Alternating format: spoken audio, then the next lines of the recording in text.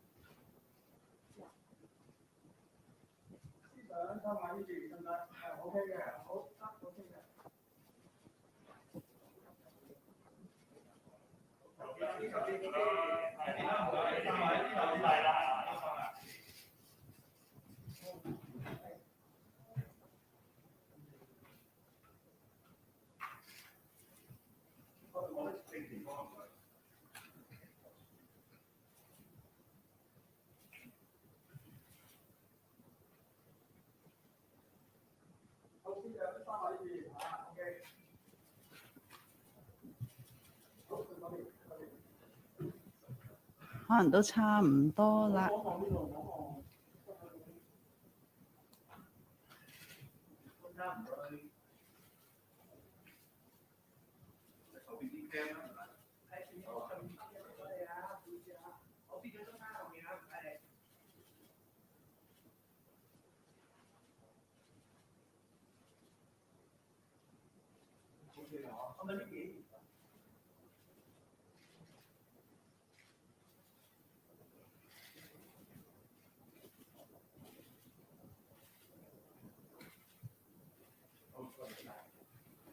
好，唔該同事。好，今日陪同司長。Thank you very much. With us today, Mr. Victor Lam, Government Chief Information Officer, and Ms. Jessie Wong, Head Budget and Tax Policy Unit, Financial Secretary's Office. Before we get started, Mr. Paul Chen and Mr. Lam will first walk us through a slideshow. Good afternoon. The budget this year announced the disbursement of $10,000 worth of consumption vouchers this year. The first instrument was disbursed in April, and today we will talk about the phase 2 disbursement from August this year. A total of $5,000 of consumption vouchers would be disbursed in phases. Before we go into the details,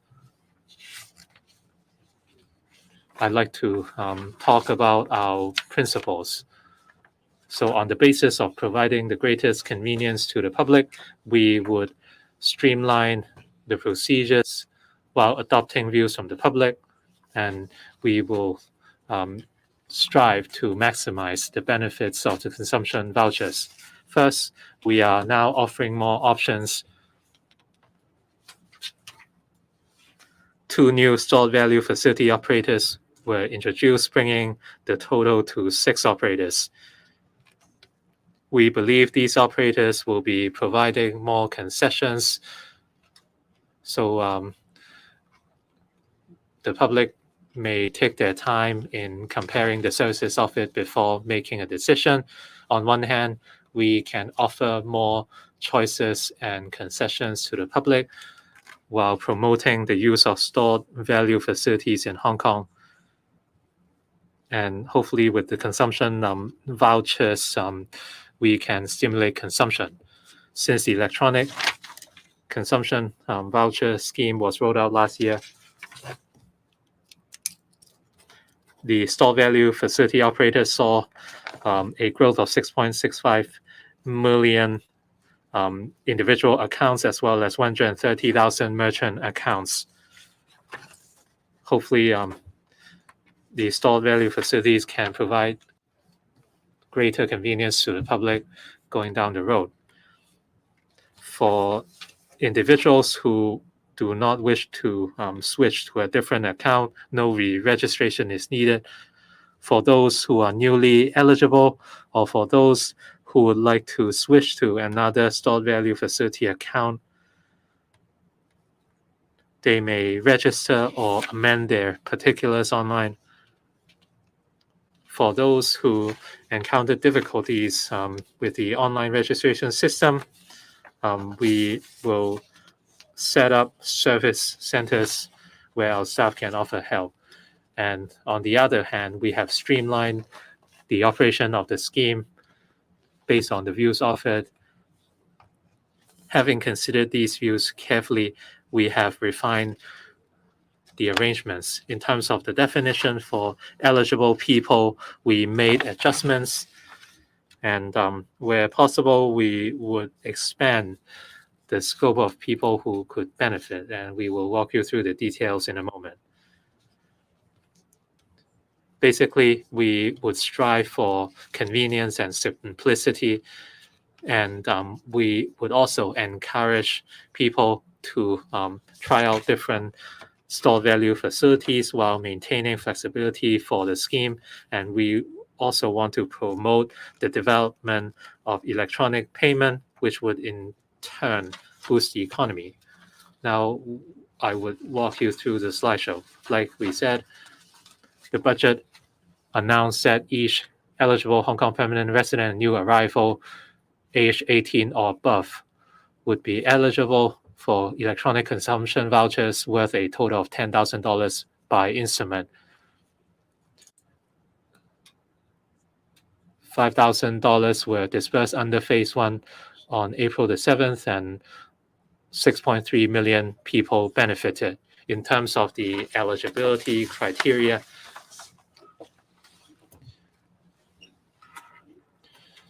we took in views from the public, and we have imposed 3 eligibility criteria. That is, an individual must be age 18 or above on or before today. And as of today, the individual must be a Hong Kong permanent resident or a new arrival. And the third criterion is a new one.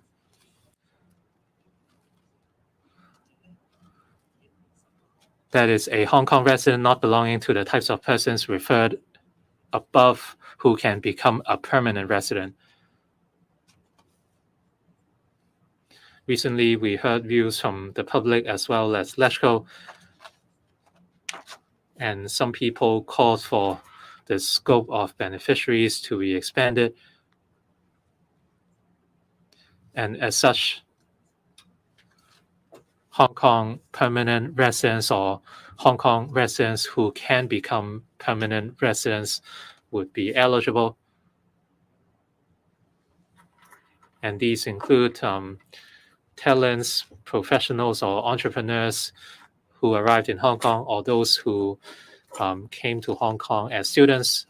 They would be entitled to 50% of the vouchers. And the third criterion includes those not having permanently departed from Hong Kong nor having such intention.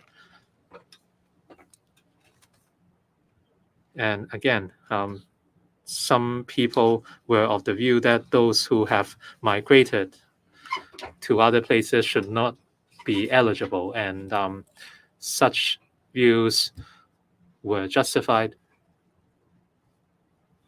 For Hong Kong people who wish to migrate elsewhere, they do not need to make a declaration to the SAR government, and there's no way we can determine whether their departure from Hong Kong amounts to migration. And last year, we attempted to draw a line by assessing whether a person was away from Hong Kong continuously for 24 months.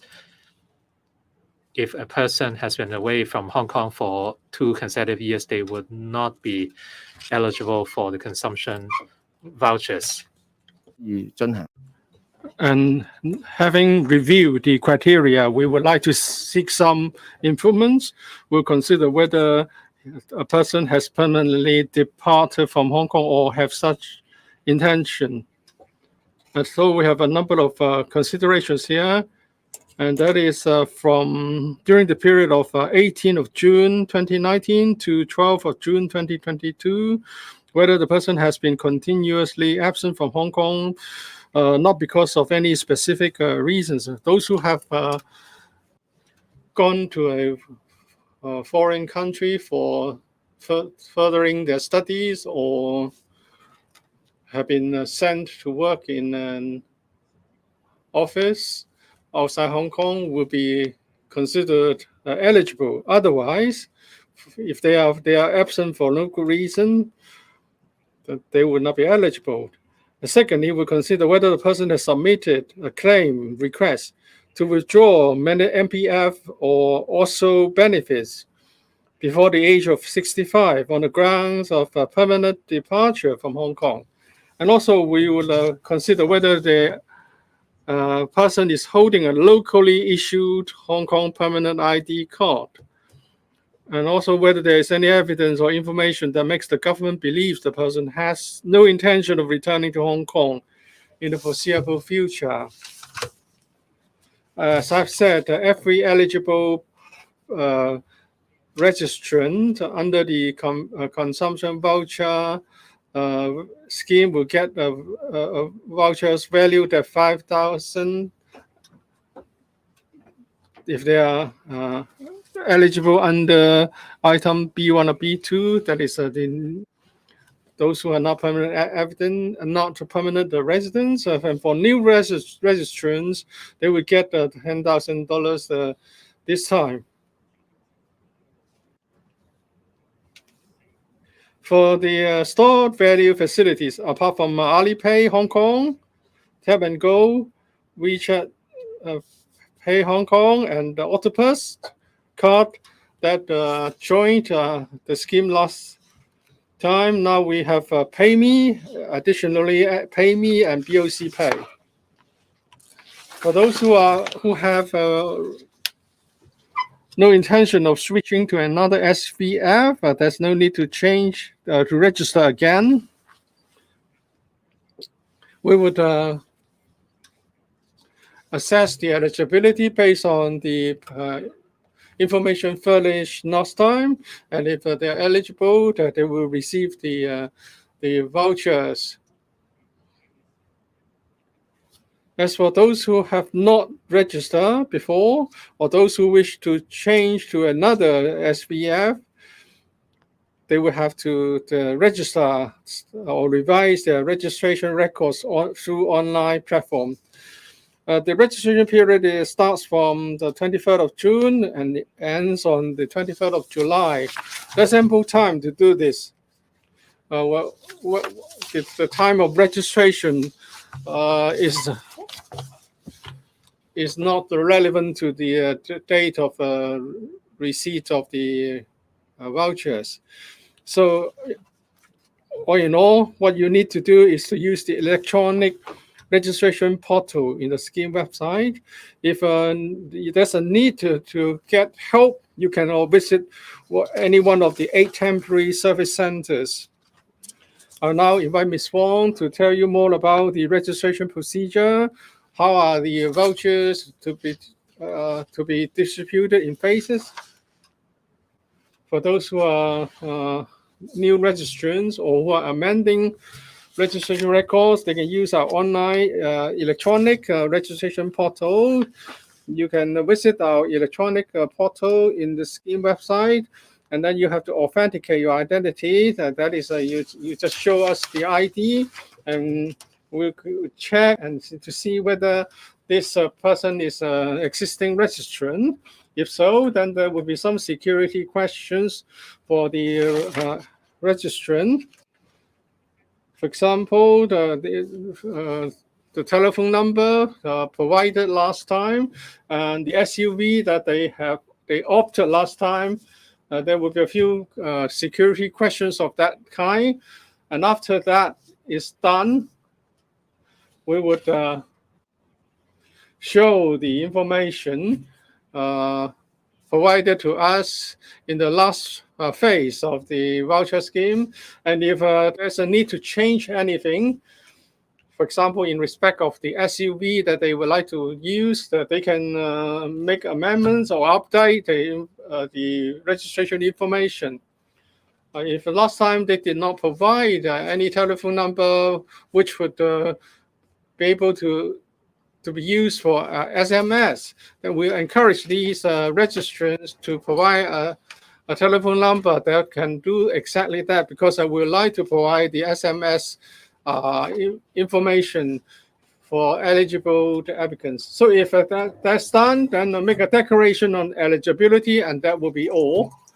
Some people may not be able to answer the security questions. Then they can fill in a new form, an electronic form through the platform. And what you need to provide is your name, your phone number, and the SUV for the purpose of receiving the voucher, and the relevant account number of the SUV. And then you just confirm your make a declaration on your eligibility. And then you can submit the application form after you have completed all the details. Whether you are furnishing a new application or you are amending the registered information, you get an SMS message in a week's time confirming the change or the registration. As we have announced, if existing registrants do not need to change anything, for example, do not need to switch to another SVF, then there's nothing for the person to do. All you need to do is just wait for our SMS to confirm your eligibility. So you know whether your application has been accepted and you are eligible for the consumption voucher. So I would like to make an appeal here.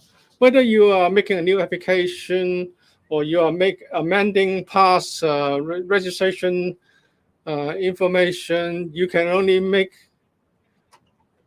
one attempt. Don't try to change the SVF after successful registration, because there's no procedure to allow you to do that. So people don't have to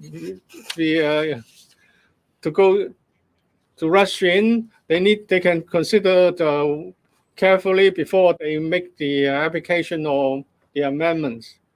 We have provided some APIs which could tell you exactly the procedures to follow. As I've said, for existing registrants, they would answer some security questions. And for new applications, you have to upload your Hong Kong ID card copy or use IM Smart app, but you need to register your account under the IM Smart app, and then you can go to our website for the voucher scheme. As I have already said, the procedures are straightforward. But if applicants do need someone to help in completing the procedures, they can go to one of our service centers, temporary service centers, 5 in Hong Kong and Kowloon, and another 3 in NT. The opening hours are from 9 a.m. to 6 p.m. from Monday to Saturday, excluding public holidays. We don't want people to wait at the center. They can get a prior appointment using our reservation telephone number. There are 8 centers to choose from, so people can make an appointment, and then when they go to the center, there will be no need to wait for service. Some of the NGOs are serving eligible applicants, registrants, they can use the same reservation telephone number to make appointments for their service clients. If they have some suitable premises for us to use, we can also send an outreach team to the NGO to register the applicants. For all the registrants, whether new or existing ones, they will all receive the first voucher on the 7th of August, 2022. For those who are going to receive $5,000 of a voucher, there will be 3 vouchers. The first voucher 2,000, second voucher 2,000, and the third voucher 1,000. And the first voucher will be dispersed on the 7th of August. The second one, the 1st of October. And when you have a cumulative total spending reaching 4,000, you receive the third voucher. As you can see from this table, is for if you have spent the $4,000 by the 30th of November, then you receive the last $1,000 on the 16th of December. 唔緊要嘅。咁 For those who want to take their time spending the vouchers, so long as the eligible spending has reached a total of $4,000 by the 31st of March next year, they can receive the third voucher by the 16th of April 2023. In other words, people can spend or make the eligible spending for up to 8 months, and for those who attain the eligible spending earlier, they may obtain the voucher sooner. For the 5 other store value facilities, Alipay Hong Kong, BOC Pay, PayMe, Tap & Go, and WeChat Pay Hong Kong, the vouchers will be dispersed in 2 phases. The first voucher is worth $2,000, distributed on August the 7th, and the second voucher would be $3,000, dispersed on 1st of October. The expiry date for both will be the 28th of February next year. In other words, everyone will have 7 months to spend the vouchers. For the $10,000 consumption vouchers for new registrants who choose to receive the vouchers through Octopus, the first voucher will be $3,000, dispersed on 7th of August. The second voucher, $3,000, dispersed on the 1st of October. Third voucher, $3,000, dispersed on the 1st of December. The fourth voucher is $1,000. When the cumulative total eligible spending has reached $9,000, the fourth voucher of $1,000 will be dispersed on the 16th in the following month. In other words, everyone will have about 10 months to spend the vouchers. If your cumulative total eligible spending have reached $9,000 by the 31st of March next year, they can receive the fourth voucher on the 16th of February. At the latest, if the cumulative total eligible spending have reached $9,000 by the 31st of March next year, they will receive the fourth voucher on the 16th of June. In other words, one will have around 10 months to spend the $9,000, or about $900 per month. So for those who finish the voucher sooner, they will receive the final $1,000 voucher sooner. For those who are not using the Octopus, well, let me repeat the names of the 5 other SVFs. Alipay Hong Kong, BOC Pay, PayMe, Tap & Go, WeChat Pay Hong Kong. The $10,000 will be dispersed over 3 phases. The first voucher is $3,000, dispersed on August the 7th. The second voucher, $3,000, dispersed on the 1st of October. The third voucher, $4,000, dispersed on the 1st of December. Again, they share the same expiry date. So if you like, you can spend these vouchers together. They will expire on the 30th of April next year.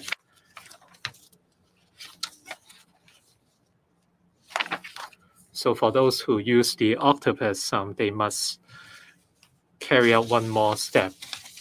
One must tap the Octopus card before the vouchers would be stored in the card, and you may go to the PTFSS subsidy collection points or 7-Eleven, Circle K, Welcome, etc. No consumption is needed. You simply tell the staff that you wish to collect the consumption vouchers and tap your card, then you can receive the vouchers. You can also use the Octopus service points or the Octopus mobile app.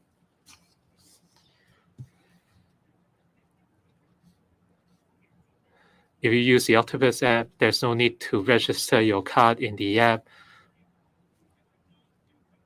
Simply enter the number of your Octopus card to receive the vouchers. The second vouchers would be dispersed at different times, and the deadline for collection is the 30th of September 2023. So there's plenty of time to tap your card. For the 5 other stored value facilities, there's no need to carry out such step. The vouchers will be injected into the SVF accounts directly. So by launching your mobile app, you can choose to pay with your vouchers. So the usage of the vouchers is the same as last year. The vouchers can be used at local retail, catering, and service outlets or their online platforms. The following transaction items are excluded. These include payments to the government, such as taxes, payments to public utilities, such as water and electricity tariffs, payments to public organizations, such as the hospital authority, education expenses, purchase of financial products or services, donations, direct purchases from merchants, including non-local online platforms located outside Hong Kong, person-to-person payments, and encashment. These are disallowed transaction items. Finally, some tips. If you do not wish to switch to a different SVF or SVF account, no action is needed so long as we confirm that you are still eligible. The vouchers would be dispersed to your registered SVF account. Please also provide an SMS-enabled local mobile phone number. The reason is that we might issue reminders from time to time via SMS. So if your mobile phone number has SMS function, then things would be more convenient.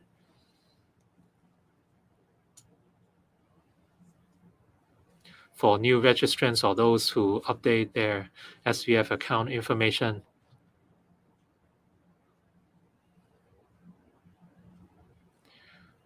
please ensure that the information is accurate. If the particulars are erroneous, then that might affect the receipt of the vouchers. The government and contractors appointed by the government will only make calls or issue SMS messages via a designated telephone number. So you may look up these designated phone numbers online. So if you receive calls in relation to consumption vouchers and the calls come from an unknown telephone number, you must be extra careful. And the idea with the consumption vouchers is to boost the economy. So by spending together, we can boost our economy, and in turn, we can boost employment in different industries. And that's why the consumption vouchers cannot be encashed. 一齊全力 So let's spend more to boost the economy. Okay, now we'll take questions. We will now invite questions. Please tell us the organization you represent before you raise your questions. FS, you have a new rule this time. That is, if you have an intent to leave Hong Kong, you are not eligible. But there are non-permanent Hong Kong residents who receive half the voucher value. So is it a contradiction? Well, because people having an intention to leave Hong Kong is still a Hong Kong resident. And also for the ceiling of store value for Octopus card is $3,000. We have been told by the government that this is not the ceiling set by the government. Would the government urge the Octopus to raise the ceiling so that it's not that troublesome for recipients, that they have to get the voucher in a number of installments? Or would there be a problem if someone has not spent the first voucher in full and then they want to switch to another SPF? Which organization do you represent? TVB. We have made some adjustments to the eligibility criteria. This is because we have now implemented this voucher scheme for a year. We have heard some views from the community, including electrical members, asking whether we should also give a consumption voucher to non-permanent Hong Kong residents. We want to boost the economy by boosting the spending, and it's a good idea to let more people benefit from the scheme. So, apart from Hong Kong permanent residents, last year we also covered new arrivals. Those who come from on a one-way permit, and they do intend to settle in Hong Kong permanently, so they were eligible last time. And this time, we have also considered the case of people admitted through special tenant admission schemes, etc. If they are not subject to any restriction, that is no employment, etc., in their visa, then they will be eligible as well this time, but the voucher value will be halved. We have seen similar rules adopted in some neighboring economies. We hope that by covering these people, we can boost the economy even further. 2 years ago, we gave everyone $10,000 in cash, and last year we disbursed electronic consumption vouchers. Then some people query why those who have emigrated were also eligible for the consumption voucher. In Hong Kong, you do not need to make any declaration to the government if you want to emigrate to another country. And we don't have any record as regards who have emigrated. So last year, we announced the scheme on this 18th of June. We said if prior to that date, for 2 years, you were not in Hong Kong, you were absent from Hong Kong, you would not be eligible.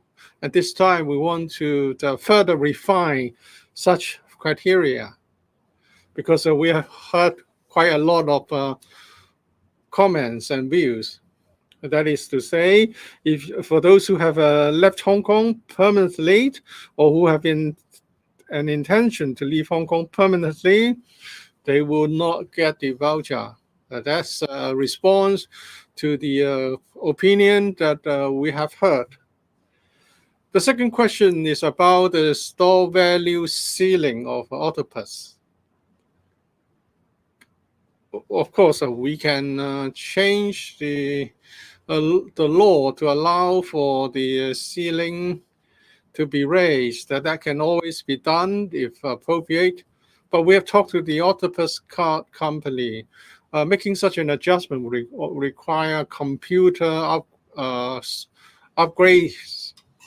And Octopus card will can be used by many merchants. So they need to make adjustments not just to their own computer system, but also to the outlets, the merchants that are using their system. So we don't want to make things too complicated. So we would just allow, we think we should just allow the ceiling to be maintained this time. All right. So it's okay. There's another question about switching to another SVF before you have spent the entire voucher value. Well, you can always wait until you spend all the amount in the first voucher and switch to another SUV for the second voucher. FS, for those who have come to Hong Kong on one-way permit from the mainland, are they eligible? And for mainland people coming to Hong Kong to study in a 1 or 2 year course, would they be eligible? Would you be criticized for covering too many people?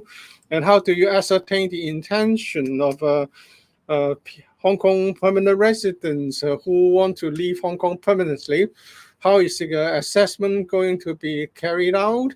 If this is to be done by the contractor, how much cost will be involved?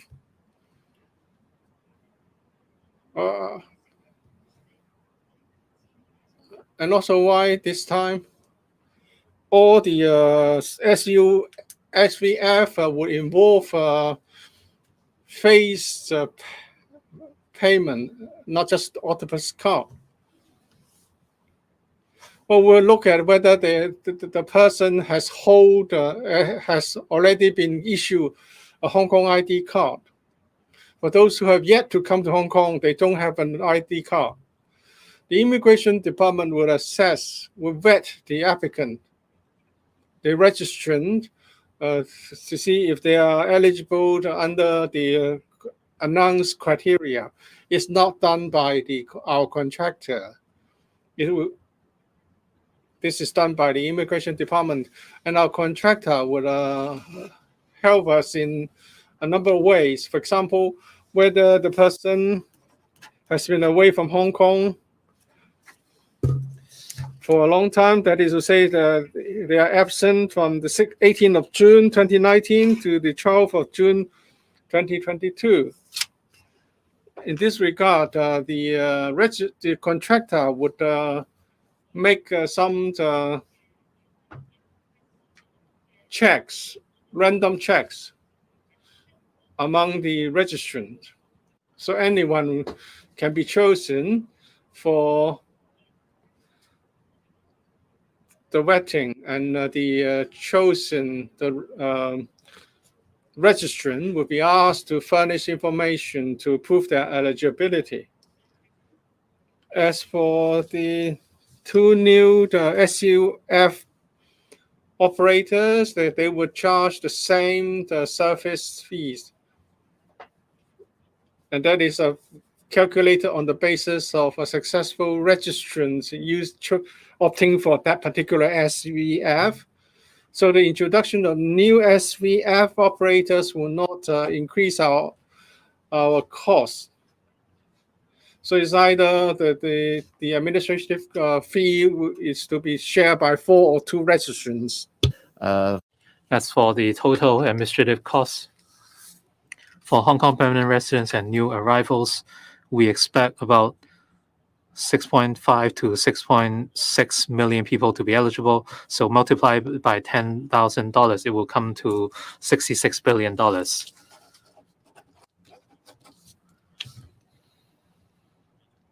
For Hong Kong residents who could become permanent residents, they would be eligible for $5,000. We expect this to cover about 300,000 people, amounting to about $1 billion. The gentleman in white, please. Good afternoon, this is Now TV. As for the new criterion for those who permanently depart from Hong Kong, and the period begins from June 2016. Is there 2019? Is there a special reason for that? Was it related to the anti-extradition law? And for persons who have no intention of returning to Hong Kong in the foreseeable future, and what kind of evidence would that amount to? For example, photographs taken at the airport. Is this a speculation on one's motivation? And the original plan was to disperse the vouchers across 2 phases, and now the second phase is further divided into 2 batches. I will invite Ms. Wong to answer the first 2 questions. The period begins from June 2019, and last year when we made the announcement, the period defined was 28th of June 2019 to the 21st of June 2022, and this time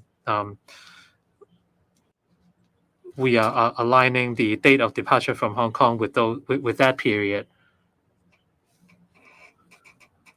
For those continuously absent from Hong Kong 24 months prior, I see that during the pandemic, many residents returned to Hong Kong. So we find it reasonable to align our requirement with the period announced last year. And as such, the existing registrants do not have to make new declarations because they had made a declaration last year.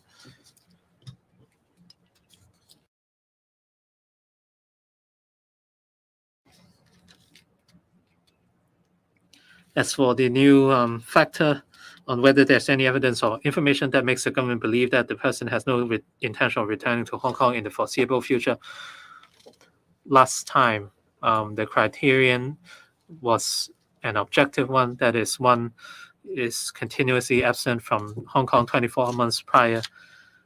And this time the criterion is not having permanently departed nor having such intention.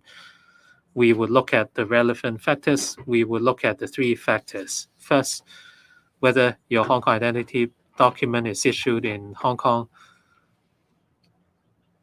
and whether one has been continuously absent from Hong Kong from the 18th of June 2019 to the 12th of June this year, and on today or before today, was any valid application or claim filed for withdrawal of MPF or occupational retirement scheme benefits. And if that's the case, a statutory declaration must be made for permanent departure from Hong Kong.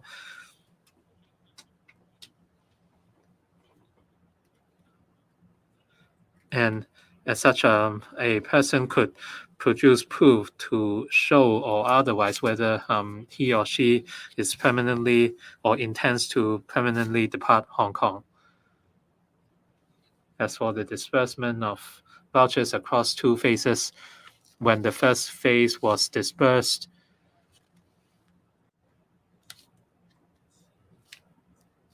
it was done under the backdrop of COVID. The 5th wave seriously affected the lives of many people. So back in April, when the first voucher was disbursed, the main objective was to disperse the vouchers as soon as possible to relieve people's burden. And that is why we dispersed the $5,000 in one go. But for October, it was $4,000 plus $1,000. For the second phase,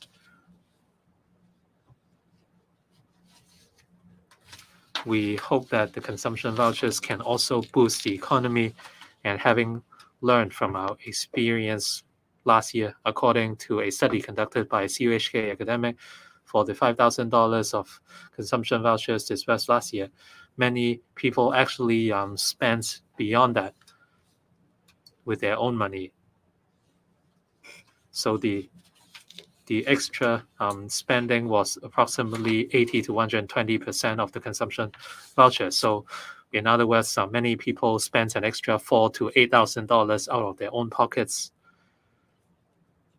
The vouchers were dispersed in phases last year, but most people were happy about it, and many industries could benefit as a result, like they could benefit sustainably. That's why we are using the same model this year. Next question, please.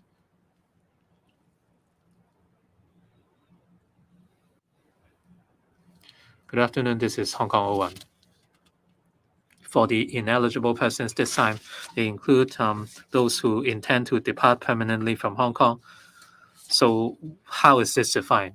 If I decide to migrate 6 months later, I have booked my tickets, but now I'm still in Hong Kong. So are these people considered having an intention to depart permanently?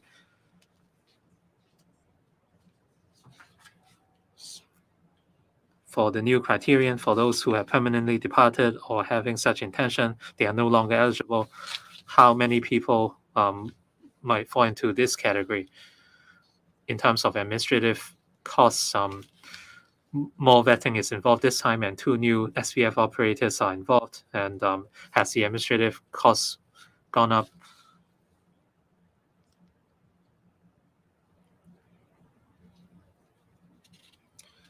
For people who are not currently permanent residents, they would be eligible. But for those who permanently departed or intend to permanently depart, they are permanent residents, they pay their taxes. Do you feel that this could be unfair to them in terms of administrative costs?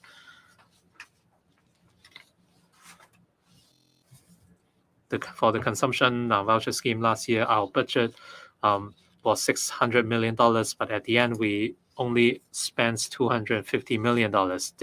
This year, the vouchers will be dispersed across 2 phases, and we have new SVF operators, and manpower will be reinforced. So the expenditure will increase slightly. Meanwhile, as for the definition of eligible people, perhaps I would invite Ms. Wong to explain it once more. As for those who intend to permanently depart from Hong Kong, like we said on the slideshow, for those who have permanently departed or intend to permanently depart from Hong Kong, well, there were people who doubt why we disperse vouchers to those who are leaving or migrating.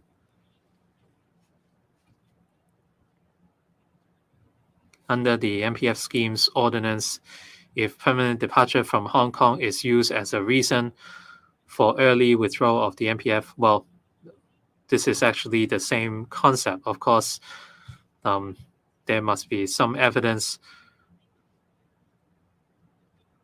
So we would consider relevant factors, including whether the permanent Hong Kong identity card is issued locally or abroad. If it is issued abroad, then it's very likely that one does not reside in Hong Kong. Otherwise, if one stays in Hong Kong for 30 days, they must switch to a locally issued card. And we would also assess whether one is continuously absent from Hong Kong. If that's the case, we have reason to believe that you have migrated elsewhere. So from 18th of June 2019 to 12th of June 2022, if you have been continuously absent from Hong Kong, well, this is a factor we would consider. And on today or before today, did you file a valid claim request for withdrawal of MPF or occupational retirement scheme benefits on the grounds of permanent departure from Hong Kong? This is something we would vet with the MPF authority. So these are the 3 main factors we would consider. But as we communicate with the public, they might submit other information to prove that they are eligible. So the 4th factor is whether there's any other evidence or information that makes us believe that the person has no intention of returning to Hong Kong. So there might be arguments on what is meant by permanent departure. So we will see if there's any evidence showing that one will not return to Hong Kong in the foreseeable future. So that's the case. 係後排最遠嗰位。 The lady at the back row. also like to ask about the new criteria that you're having, that you're excluding those who are considered to have permanently departed Hong Kong or having the intention to do so. Can you explain what are the reasons behind? And can you also talk about how you can tell, especially for people who have the intention to leave Hong Kong, how can you tell so apart from the evidence or the things that you're looking on based on their Hong Kong ID, based on whether they've made claims on MPF withdrawal? What are the other evidence you're looking for? Say, for example, would you be looking at their social media or any other announcements that they made, or other bank, what other details? And also, you're expanding the scheme to non-permanent residents who are eligible to become one. Again, what are the criteria? And will you be looking at things like how long they've been in Hong Kong, and when will their, say, for example, work contract end? Things like that. Thank you. Jessie. As regards the new requirement of not having permanently depart from Hong Kong or have such intention, in fact, this is an improved requirement as compared with the residing in Hong Kong requirement last year. When we examined whether a registrant can meet this requirement, we will take into account relevant factors. The major factors we will look into is firstly, whether the registrant has been continuously absent from Hong Kong during a certain period. The period is starting from 18th of June of 2019 and up to yesterday. That is the 12th of June of 2022. If the registrant has been continuously absent during this specified period, which is nearly 3 years, then we will consider him or her as having permanently left Hong Kong. The other factors we will take into account is whether the registrant has submitted a valid claim request for withdrawal of a mandatory provident fund (MPF) or occupational retirement scheme benefit before age 65. That is the early withdrawal. According to the ordinance, if they apply for early withdrawal on the grounds of permanent departure from Hong Kong, if the registrant has submitted such a valid claims on or before today, then we will consider him or her as having permanently depart from Hong Kong. Because when he or she submit this valid claim request, he or she needs to provide a statutory declaration that he or she is going to depart from Hong Kong permanently. So this is one of the factors that we will take into account. The third factor is whether if the registrant is a permanent resident, we will see whether the permanent ID that he or she is holding is a locally issued one or overseas issued one. If it's an overseas issued one, then we will consider him or her as having permanently depart from Hong Kong. Or apart from the ones you listed? We can't include all the factors. These are the three main factors we will take into account. If the registrant that we based on these factors consider him or her as not eligible, then he or she can come forward, and then she can provide information to demonstrate whether he or she has permanently departed from Hong Kong. The third factor that we include, that is whether there is any evidence or information that the government believes the person has no intention of returning to Hong Kong in the foreseeable future. This factor is to provide the government with necessary flexibility to handle individual cases that we may we may get in touch.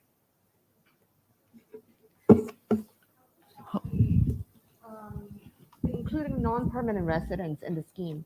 There is no minimum period of stay for those non-permanent resident now included in this particular scheme. Basically, if they come to Hong Kong, they will be given a Hong Kong resident ID. For some people, no matter how long they stay, they would not be able to qualify as permanent resident. So for those people, we exclude them. Otherwise, we will include them and give them half-rate voucher. Excuse me? 聽唔到，對唔住 ，sorry. I can't hear you. Oh, okay. Yeah, sorry. I beg your pardon. Well, in the past few months, we have heard suggestions from the Legislative Council and many different people and organizations in the community, suggesting us to include those non-permanent Hong Kong residents into the scheme. Having regard to the regulations of the Immigration Department, we think that by drawing the line, referencing to eventually whether one can be eligible to become a permanent resident, is legally the safest criteria. And we estimate the total number of people that will benefit from this relaxation would be in the order of about 300,000. The total 300,000 to 350,000. The total expenditure would be around 1.5 billion to 1.7 billion, which is, from a financial standpoint, affordable. And the idea of the consumption voucher scheme is to try to stimulate the economic activities. And this is an initiative welcomed by the general public in general. So we do think that given the affordability, given the overriding objective of stimulating the economy, it would be good to include additional beneficiaries so that we can share the joy of spending the consumption voucher together. Thank you. 好，最後兩題。灰色恤衫嗰位男。Last two questions. The gentleman in gray shirt. I'm from Oriental Daily. FS, you said the relevant period is from the 18th of June 2019 to 12th of June 2022, and the person who has been continuously absent will not be eligible. How do you define the continuous absent? Some might have just left Hong Kong. Would they be eligible? And also for the elderly, the Hong Kong residents residing in the mainland through the and they are eligible for the Guangdong scheme or another similar schemes, will they be eligible? And for this phase, Octopus card holders will have to receive the vouchers in 3 installments. So it's a 2,000, 2,000, and 1,000. Why don't you do what you did last time, and that is 4,000 plus 1,000 in 2 installments, and there are more SUVs included. How many people would switch to the new SVF according to your estimate? And also the next voucher will be disbursed in August. What kind of status would you be in witnessing the new scheme? Thank you for your questions. The period we define begins from the 18th of June 2019. Like we said, when we made the announcement on June the 18th last year, we counted the 24 months before that.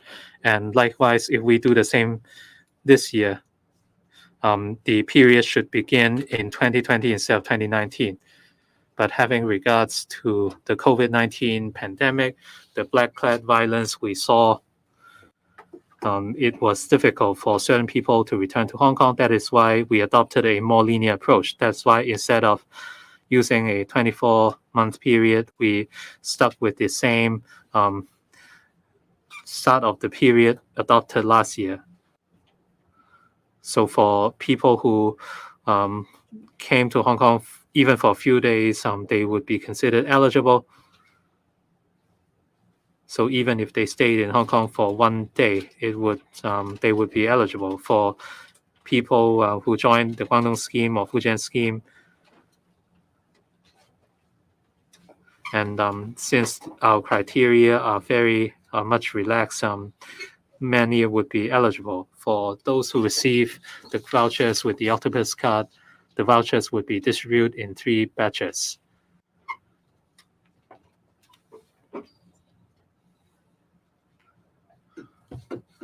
For the technically speaking, money in the octopus card account could be spent on anything the user likes.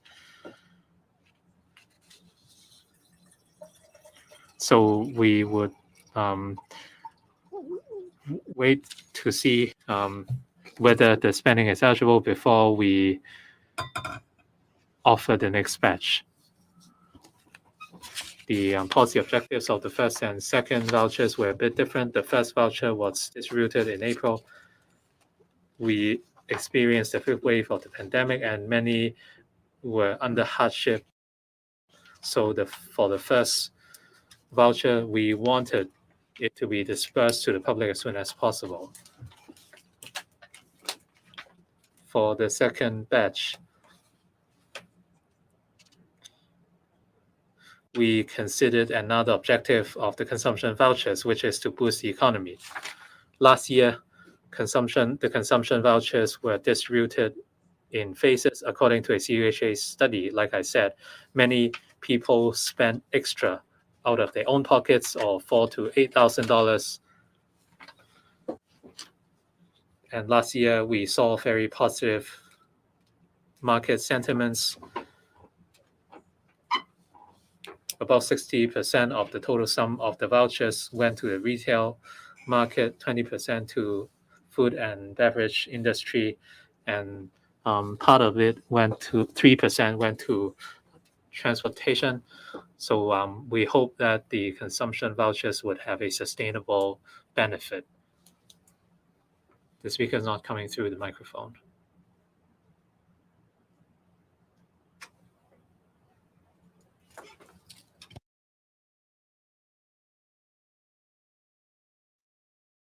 It's impossible to make such an estimation because we do not know how many people left Hong Kong or whether they were in Hong Kong the whole period. As for those who joined the Guangdong scheme or Fujian scheme, like we said last year, those who are continuously absent from Hong Kong would not be eligible, save for special reasons. While the Guangdong scheme and Fujian scheme count as an exceptional circumstance for participants who are continuously absent from Hong Kong, they would still be eligible for the vouchers. Good afternoon, this is RTHK. As for the criterion of those who depart permanently from Hong Kong, many of them who leave Hong Kong are not migrants. They simply relocate to a different place for work or study. So for a person who has been continuously absent from Hong Kong from the 18th of June 2019 to 12th of June 2022, or those who submit a valid claim request for withdrawal of MPF benefits, would they be barred from receiving the consumption vouchers? If they tell you that they are not migrating, they are simply relocating or living temporarily somewhere else, would they still be eligible? You said that for those who stayed just a day in Hong Kong, they would still be eligible. So for those who depart permanently at recent times, would they still be eligible? Why don't you, while the 究竟你係係新增暫居啊，定係移民定係咩？咁呢個亦都係我哋上年成日講嘅，就係 one Hong Kong. Class B and jungle. The morning Well, there's no definition on what migration means. So this time we would consider three main factors. For those continuously absent from Hong Kong the whole period, they would be ineligible. They could lodge a review if they wish. They could argue with justification. Well, perhaps I should not disclose the reasons. Well, they could request a review with the Secretariat. 群組咧，話俾我哋聽究竟你係咩狀況啦。譬如Otherwise, for instance, if you claim withdrawal of MPF benefits, you must make a statutory declaration. You are applying to withdraw MPF benefits, and the MPF trustee would look at the particulars and is satisfied that you are permanently departing from Hong Kong before releasing the benefits. If you make a request but you did not actually leave, you can submit proof otherwise that you are not actually migrating. So it's hard to come up with an exact definition. Well, but this is our policy intent. We would look at the circumstances of each case. 落黑道嘅四海大廈有一個家庭有 For 兩 those 個個 who 案， recently departed 通 from 州 Hong 街 Kong, 28號嘅 again, 頌賢花園一座。咁同埋佢 It's hard 嘅 to 呢一個個 define 案嘅 what is 密切 meant 接 by 觸者咧 a 係住 recent 喺第二號嘅， departure. 有兩個 Again, 個 we 案都 will 係 look 確 at 診 the 嘅， three factors. 係喺福 That is 榮 whether 街 you 新 were 聯大廈。 continuously absent from Hong 咁 Kong during the 跟住有一 period 個個案住喺 specified, 龍門居第10 and whether 座， you have 一個個 submitted 案 a 住 valid 喺 claim request for withdrawal of 大 MPF 行街 benefits, 33 etc. 號恒順大廈， We will look at all these 有一個 factors. 個案住喺馬鞍山新港城 B You ask 座。 whether the vouchers could be 一宗個案 dispersed 住喺葵涌 by 葵俊 July. 苑 C 座葵豐閣，咁同埋最後 We 一宗就 want 住 to 喺黃 offer 大 more 仙下 options to 村 the 龍 public, 達樓。 and we 咁呢 introduced 啲 two 大 new 廈咧 SVF 喺今日都會 operators. 列為需要做 Last 強 year 檢嘅 we 大廈 had 啦。 four 咁另外咧 operators. 我哋亦都發現喺呢啲個案當中咧，有3宗咧係喺同一個地盤工作嘅。咁當中有2宗，佢哋都係即係話嘅 BA 點2點12.1啦。咁個地盤係喺何文田嘅佛光街中九龍幹線嘅地盤。咁呢3名人士佢哋分別係住喺荃灣荃景園、荃景花園、西貢坑口嘅孟公屋和塘江，同埋麗安里嘅利安大廈。咁另外喺BA 點4或者 BA 點5方面咧，係新增咗有6宗嘅個案嘅。咁有4宗咧係輸入性個案，咁另外有2宗咧係本地感染個案。咁第一宗本地感染個案咧係先前公布咗涉及檢疫酒店麗豪航天城嘅一位嘅房務員啦，咁係佢嘅屋企人嚟嘅。咁嗰位嘅房務員佢喺6月7號確診啦，咁屋企人咧喺6月8號咧已經係送咗去檢疫中心，咁係喺檢疫中心確診嘅。咁另外一位家庭成員咧亦都係即係快速檢測係陽，涉及另一名都係喺麗豪航天城工作